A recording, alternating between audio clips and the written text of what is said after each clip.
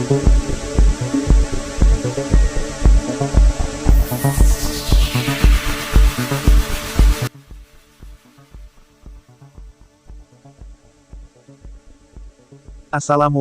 warahmatullahi wabarakatuh. Salam jumpa lagi dengan channel Abdul Aziz Hidroponik. Semoga teman-teman pencinta hidroponik di mana saja berada dalam keadaan sehat selalu. Kali ini kita akan membahas sekilas informasi tentang greenhouse atau rumah hijau. Semoga penjelasan ini sedikit banyak dapat menambah wawasan kita tentang rumah tempat bertanam dengan cara hidroponik.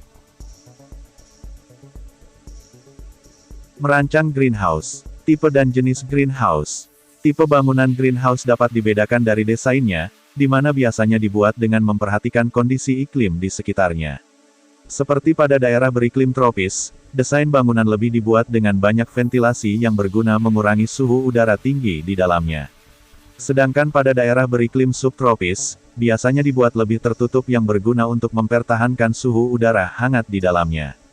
Greenhouse atau rumah hijau merupakan bangunan khusus yang berfungsi sebagai sarana bertanam untuk membantu tanaman agar dapat tumbuh lebih optimal, baik dalam hal pembibitan, penyimpanan ataupun proses budidaya tanaman itu sendiri. Sebutan greenhouse sendiri sebenarnya adaptasi dari istilah rumah kaca. Karena alasan ekonomis, pembuatannya kini lebih sering digantikan dengan bahan plastik, sehingga istilah rumah kaca menjadi tidak sesuai lagi dan berganti dengan sebutan greenhouse, rumah hijau, sesuai dengan fungsinya sebagai rumah tanaman yang notabene berwarna hijau. Manfaat greenhouse. Membangun greenhouse sangat berguna untuk menjaga tanaman dari kondisi lingkungan yang tidak menguntungkannya, baik terhadap faktor sinar matahari, kelembaban, suhu, angin, maupun terhadap serangan hama penyakit, sehingga dapat diperoleh hasil tanaman yang lebih baik. Secara umum, manfaat greenhouse bagi tanaman, antara lain. 1. Dapat menanam tanpa mengenal musim. Berbagai jenis tanaman memiliki sifat tanamnya masing-masing, baik yang dapat hidup di musim hujan maupun di musim kemarau.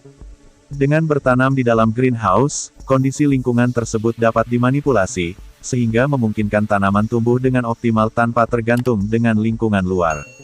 2. Meningkatkan kualitas dan kuantitas hasil produksi. Pemberian nutrisi dan kondisi lingkungan di dalam greenhouse dapat dikendalikan dengan lebih mudah sesuai dengan kebutuhan tanaman, sehingga kualitas dan kuantitas hasil produksinya tentu akan menjadi lebih baik. Memungkinkan budidaya secara organik. Dengan kondisi greenhouse yang terjaga dan terawat dengan baik, maka tentu dapat mencegah serangan hama penyakit sehingga penggunaan pestisida tidak diperlukan lagi.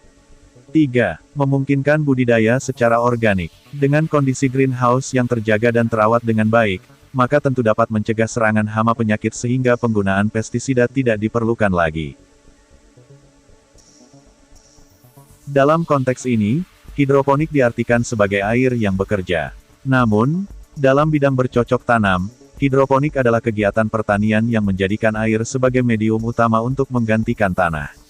Hidroponik juga dapat diartikan sebagai sistem penanaman tanpa menggunakan media tanah. Ada beberapa tipe greenhouse. Tipe tunel. Tipe ini berbentuk melengkung, di mana bagian dinding dan atapnya dibuat menyatu tertutup hingga membentuk setengah lingkaran. Biasanya banyak digunakan pada daerah subtropis. Tipe piggyback, disebut juga tropical greenhouse yang banyak digunakan pada daerah tropis. Tipe ini berbentuk seperti rumah dengan banyak ventilasi di atapnya. Tipe multispan, merupakan gabungan dari tipe tunel dan tipe piggyback. Tipe ini lebih banyak digunakan pada pertanian skala besar karena memiliki struktur bangunan yang kuat namun tetap ekonomis. Sedangkan jenis greenhouse dapat dibedakan berdasarkan material dominan yang digunakan, di mana akan berpengaruh terhadap biaya dan usia pakai bangunan tersebut. Secara umum, terdapat 3 jenis greenhouse yang biasa digunakan di Indonesia, antara lain.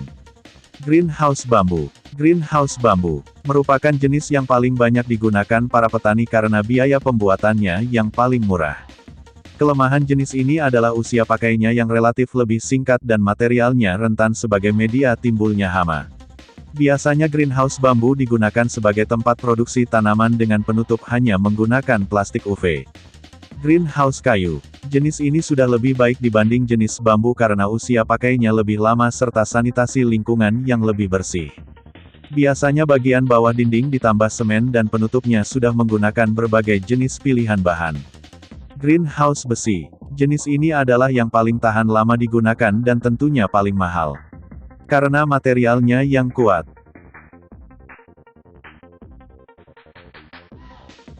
Demikianlah sedikit informasi mengenai greenhouse, semoga informasi ini bermanfaat dan dapat menambah wawasan kita tentang rumah hijau.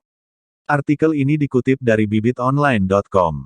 Dan jika info ini bermanfaat silakan kunjungi bibitonline.com. Dan jangan lupa klik like, share dan subscribe. Terima kasih sampai jumpa di video berikutnya.